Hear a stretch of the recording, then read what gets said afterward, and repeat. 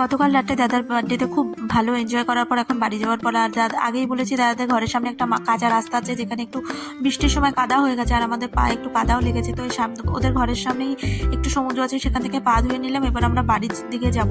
আর এতে ঘরের সামনেটা না অপূর্ব সুন্দর দৃশ্য দেখতে লাগে।